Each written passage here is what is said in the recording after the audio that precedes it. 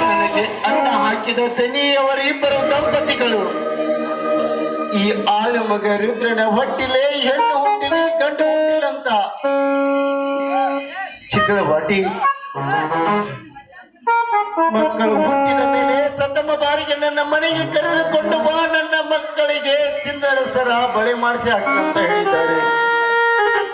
ಈಗ ಆ ನನ್ನ ದನಿಯ ಮನೆಗೆ ಈ ತಾಯಿ ಸತ್ತ ತಪ್ಪಲಿ ಮಗಳನ್ನು ಎತ್ತಿಕೊಂಡು ಹೋದಾಗ ರುದ್ರ ರುದ್ರ ನಿನ್ನ ಹೆಂಡತಿ ಎಲ್ಲಿ ಹೋಗಿದ್ದಾಳೆಂದು ಕೇಳಿದರೆ ನಾನೇನೊಂದು ಉತ್ತರ ಕೊಡಲಿ ತಂದೆ ಆ ನನ್ನ ದನಿಗೆ.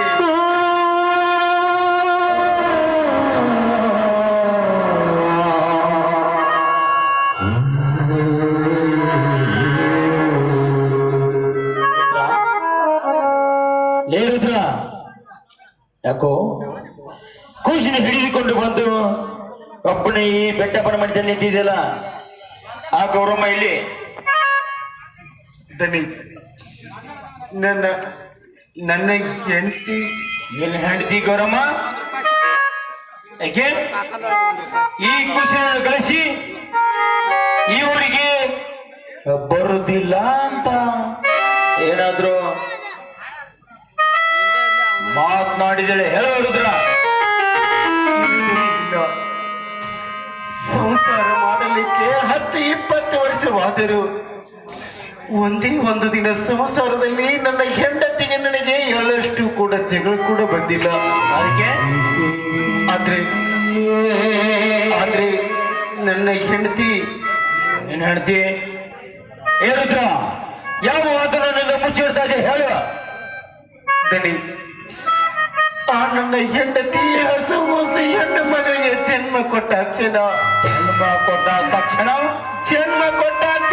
ಸತ್ತು ಸ್ವರ್ಗ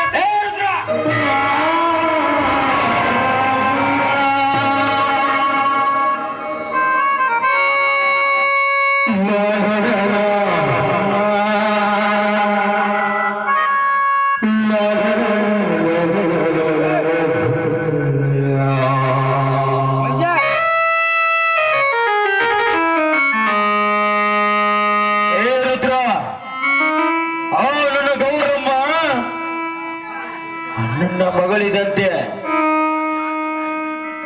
ಯಾವತ್ತಿದ್ರು ನಿನ್ನ ಬಾಯಲ್ಲಿ ಸುಳ್ಳು ಕೊಡ್ದು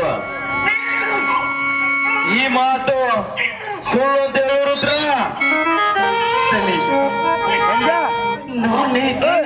ಹೇಳಲಿದ್ದೇನೆ. ಆ ನನ್ನ ಆರಾಧ ದೇವರಾದ ಶ್ರೀ ಮಾರುತೇಶ್ವರ ಮೇಲೆ ಆಣೆ ಮಾಡಿ ಹೇಳ್ತಾ ಇದ್ದೇನೆ. ನನ್ನ ಹೆಂಡತಿ ಮಗಳಿಗೆ ಜನ್ಮ ನೀಡಿದ ಕ್ಷಣ ಹೃದಯಾಘಾತದಿಂದ ಸತ್ತು ಹೋದಳು ದನಿ, ಸತ್ತು ಹೋದಳು. ಈ ತಾಯಿ ಇಲ್ಲದ ತಪ್ಪಲಿ ಮಗಳನ್ನು ನಾನು ಹೇಗೆ ಜೋಪಾನ ಮಾಡಲಿದ್ದೀನಿ?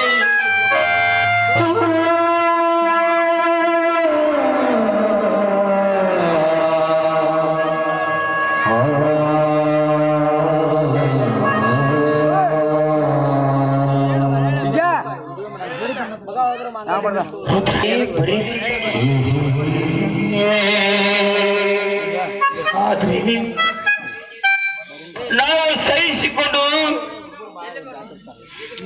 ನಡಿಲೇಬೇಕು ರುದ್ರ, ನಡಿಲೇಬೇಕು. ಅಂದ್ರೆ ಆ ಗೌರಮ್ಮ ಯಾವ ಕ್ಷಣಕ್ಕೂ ಕೂಡ ಯಾವ ತಪ್ಪು ಮಾಡಿದ ಹೆಣ್ಣ ಮಗಳು ಇವತ್ತು ಈ ಕಂದನನ್ನು ಹುಟ್ಟಿದ ತಕ್ಷಣವೇ ಪ್ರಾಣ ಕಳೆದುಕೊಳ್ಳಂದ್ರೆ ನನಗೆ ನಂಬದ ಮಾತು ರುದ್ರ. ಆದ್ರೆ ಅವಳ ಹೆರಿಗೆಯಲ್ಲಿ ಏನಾದ್ರೂ ಸಮಸ್ಯೆ ಏನಾದ್ರೂ ಆಯ್ತಾ? ಏನಿಲ್ಲದರಿ, ಆ ನನ್ನ ಹೆಂಡತಿಯ ಹೆರಿಗೆಯಲ್ಲಿ ಈ ಹೆಣ್ಣು ಮಗಳು ಭೂಮಿಗೆ ಜನ್ಮ ನೀಡುವವರೆಗೂ ನನ್ನ ಹೆಂಡತಿಗೆ ಯಾವುದೇ ಒಂದು ತೊಂದರೆ ಕೂಡ ಆಗಿಲ್ಲ.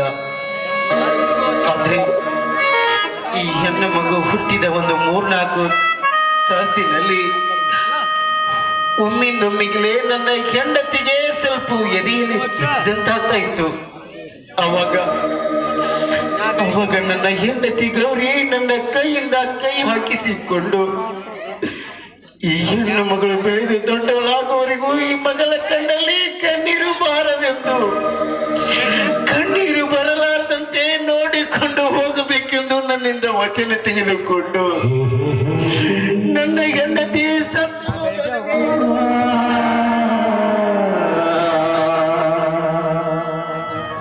ಹೇ ರುದ್ರ, ಇನ್ನು ಈ ನಿನ್ನ ದನಿ ಬದುಕಿದಿನೋ?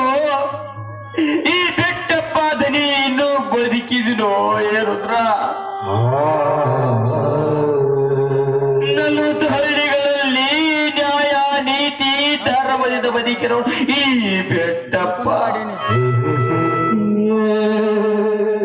ಆದ್ರೆ